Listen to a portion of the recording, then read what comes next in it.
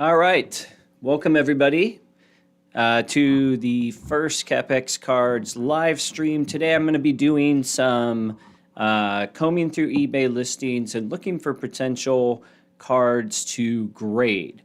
So, the purpose of this is just to kind of show you my mindset as I'm going through here. It is also the first live stream, so I have some practicing to do. So I thought I'd knock it out, and I'd be surprised if too many people show up for this one. So I'm going to jump right in. The first thing that is important is to understand exactly what we're looking for. So generally speaking, when I am on eBay, I'm going to be in the vintage world, traditionally athletes that I am familiar with. So that tends to be 70s, 80s, 90s, some modern stuff, but I spend most of my time in the 70s and 80s. And one of the reasons for that is because of the flexibility in grading. So it is much harder, much harder to find vintage cards that would, say, be a PSA 10.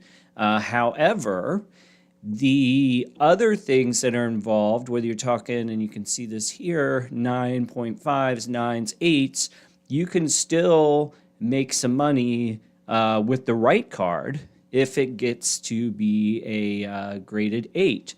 So in this example on Sports Card Pros, today we're going to look at the 1977 Julius Erving, number 100.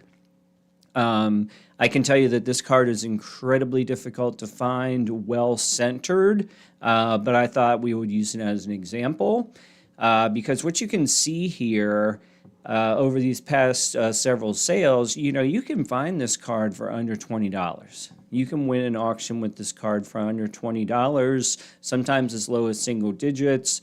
Typically, those single digits cards are not going to qualify for grading. We are looking for gradable cards. And let's just say we purchased it for $20 here, like this most recent listing, which came off of Greg Morris Cards. And let's just say it's in pretty good shape. It's worth sending in, and we get an 8 on it. Well, it was $20 to buy. That doesn't include the shipping cost. So we'll just say it was $25 to buy. It will cost us about $25 to grade. And then in a perfect world, on a 8, you could sell that for somewhere in the neighborhood of $75. Obviously, the goal is to not be satisfied with an 8. You would be looking for cards that could potentially qualify as a 9 in this case. But if you hit the 9, you are well in the clear.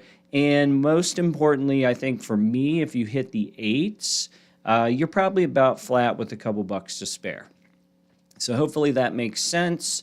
And things to keep in mind, particularly in vintage, is the grading standards.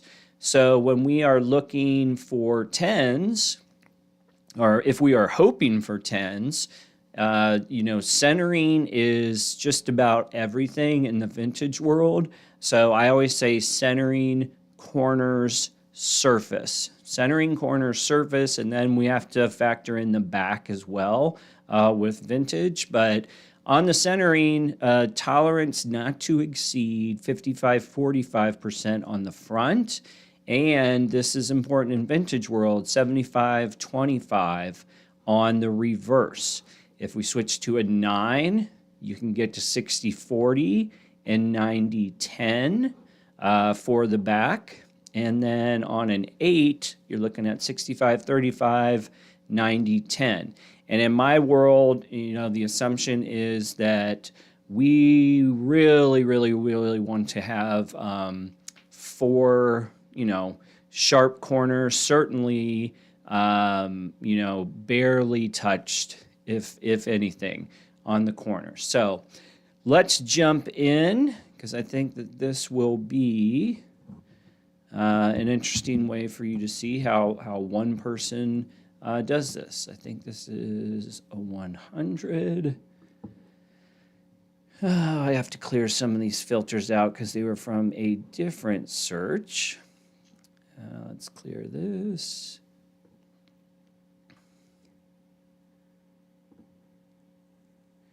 We obviously do not want cards that are graded. I tend to keep most of my searches relegated to the United States. There's some weird stuff in America with tariffs and whatever. I'm just not in the mood to figure out if stuff's going to come over and how much I have to pay for it to actually get here. Right off the start with vintage cards, I personally find the gallery view, which is instead of the list view. The gallery view is a great place to start if you just want to eyeball centering. So let's take a look. There's not a ton. You know, this card looks halfway decent, but the centering is way off. Okay, it's not even close. And then we look at the back, and you are at best going to get a you know, maybe that qualifies for a 90-10 on the rear centering. I don't think so. And on the front centering, remember that we have to be, what was it, 60-40? Yeah, 60-40. This is probably below that. And one of the ways that I check that, so obviously your eyeballs will tell you that this one is off-centered. If you can see my little stupid mouse magnifying glass, at least for a quick take, I see how much of the magnifying glass will fit in these little areas. Okay, so it's not necessarily scientific. It's pretty obvious that this one is off-centered. I would say it is pushed up and to the right much more than it should be. So that's just a quick overview of how I look at that. Now, with that being said, let's go through the list and see what we can find. I did time ending soonest. You can also do best match. It doesn't really matter that we're in an auction today. You know, we'll follow the auction and make a bid if we need it. This card has decent centering. The back is okay. It's got good color on the back, but I can already tell we're going to run into problems with the corners, I think. So let's just see. We have one sharp corner, two sharp corners, three, and potentially four. Now, this is super interesting, actually. I would have to dig deeper and think about this card, because using the magnifying glass system, I would say that it's a little light on this side. It's a little heavy over here. Top to bottom, it's, you know, it's really getting into millimeters here. But if we open it up more, you have the full magnifying glass with space on each side. Down here to the bottom of the green letters, got space on each side. This one, you can see the space on the right side compared to the left. It's not too bad at all, actually. This is a pretty good candidate. I'm going to save this auction. We'll see where it ends up at. It's got 2 days and 16 hours. It's already at $15. All right? It's already at $15.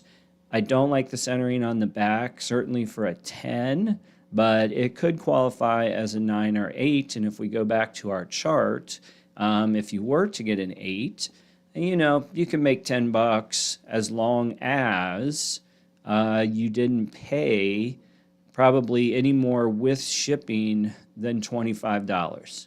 And then, of course, you have to wait, right? You have to wait for the cards to come back. So small margins on this, but it's a decent looking card compared to some others that I've seen. All right, what do we got here? This one with the black background, clearly off center. I'm not even going to look at it. Here's one that is decent centering. I think we have some surface issues, though.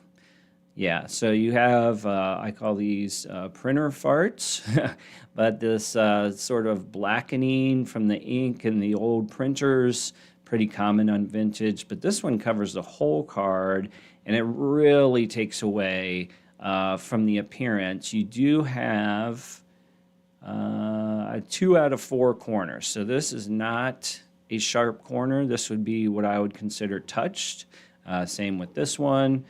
That is decent, and this one looks in pretty good shape. So I'm not interested in it, and it's already at, I don't know what that was at, 2150 or something.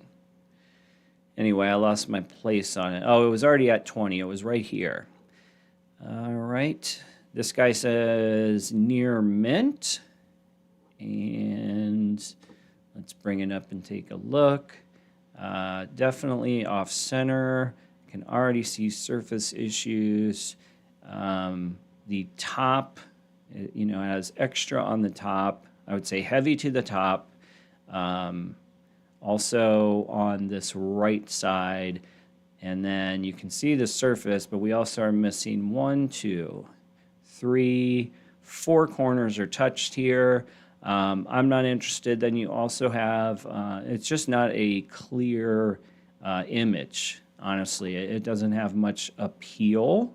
Doesn't mean that this card doesn't have a future home in a collection somewhere and can make a lot of people happy. The problem is we are looking for gradable cards, and this simply is not going to qualify. All right, what else do we have? We have this white back. Not even sure what that is, but it's $15. You know, the back is, you know, off center, clearly off center. So I'd have to think about this one. It is a buy it now for $15. $1.32 for shipping, so not a bad deal. Corners touched, pretty much touched. That one's sharp. This one maybe. And again, you got the printer farts on the picture, so that's not going to work for me, but you know, potentially for someone else. All right, now this looks like it has a nice surface. However, it is very heavy to the left. So there's the magnifying glass. We are off by a lot. And top to bottom, it's definitely got extra on the top there. So not going to work for what I'm looking for. Now, I'll give you a little tip. If you start to get frustrated, well, I'll give you 2 tips actually. Number one, it really helps to study a single card, you know, over the course of a few days. Don't just roll in, you know, and buy this one. You got to get sort of familiar with the common flaws of a card, and there's another way to do that than to just look at it. So that's tip number one. And then tip number 2, as I'm looking at this is a decent one. I see some wearing on the back, which makes me concerned about the front. And I got to open this up a little bit. Soft corner, yeah. Pretty much 4 soft corners there. The centering isn't too bad. If we just eyeball that, the centering is actually not bad at all. But with the soft corners, I'll be out on that one. All right, tip number 2. If you start looking through bazillions of cards and you're like, man, I just can't find anything, here's what typically happens with these vintage cards. All right, so you can come on here. We'll switch to highest price. And remember, we don't have graded. We don't want any graded.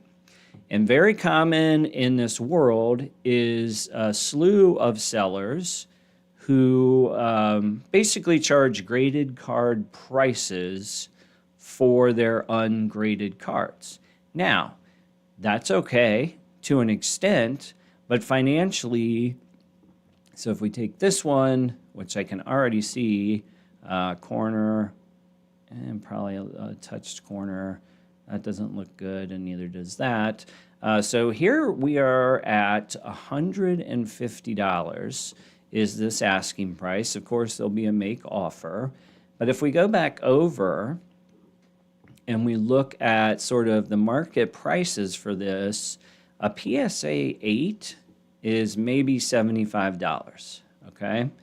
This is an ungraded card that we're looking at, so you need another $25 at least, plus your time to get to, that brings you to $100.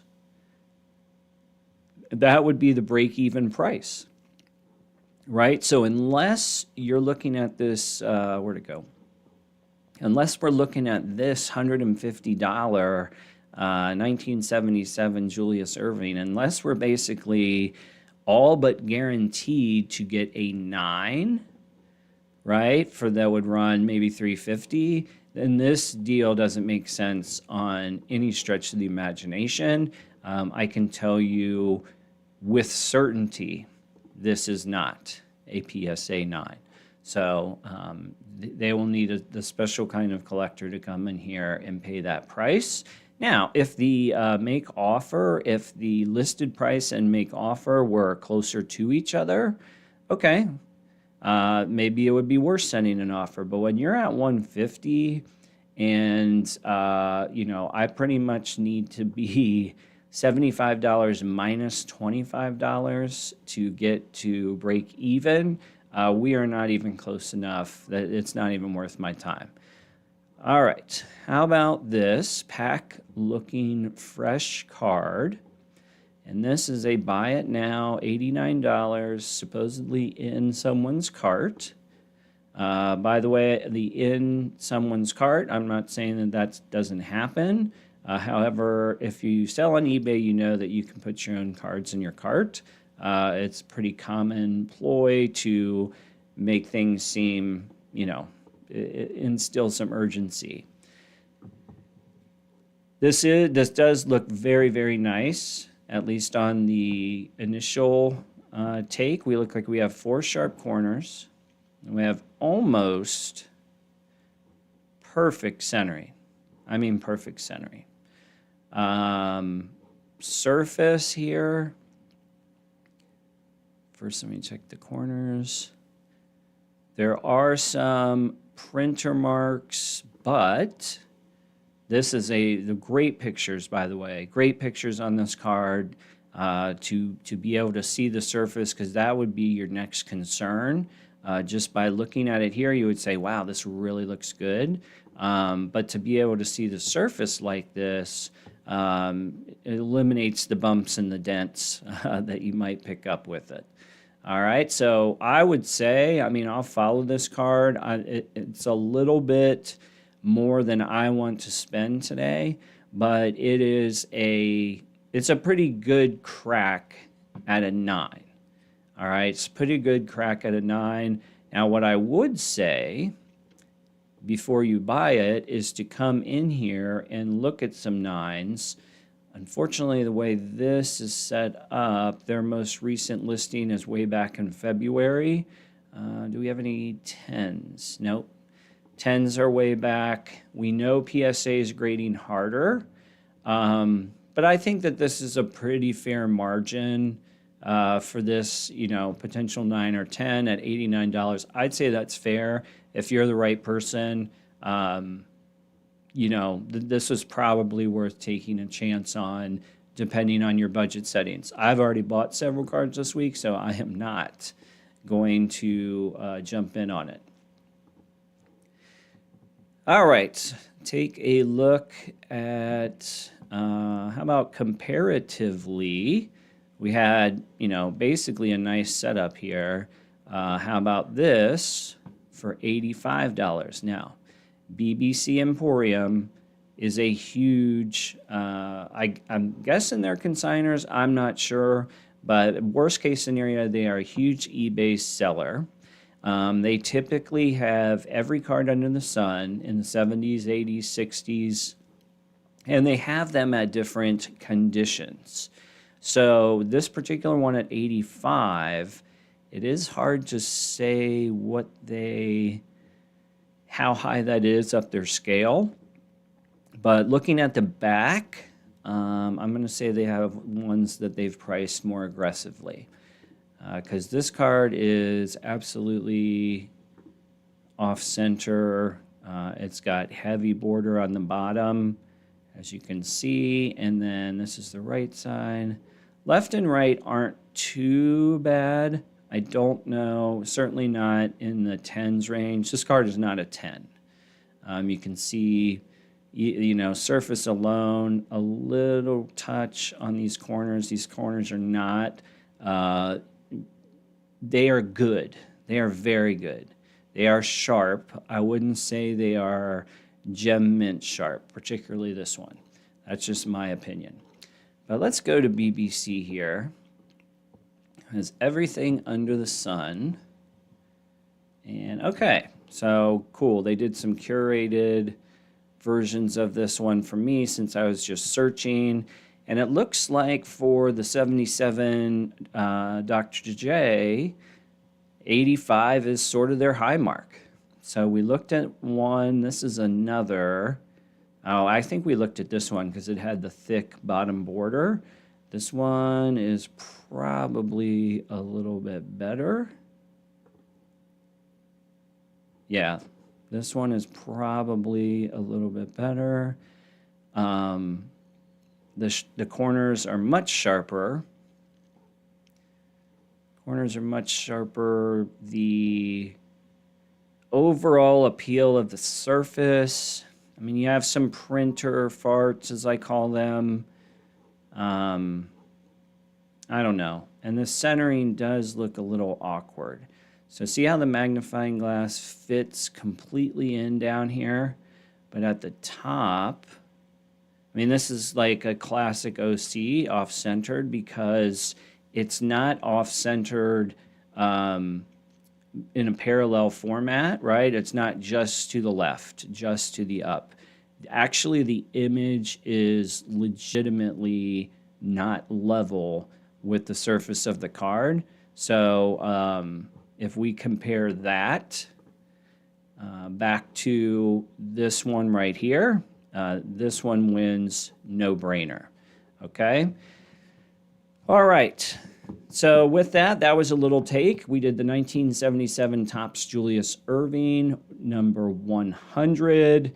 If you are flush with cash, I would say, in my opinion, that this is a pretty decent crack at getting a 9. And I don't talk about 10s very much when we are in the 70s and 80s, because quite honestly, they just don't exist very often.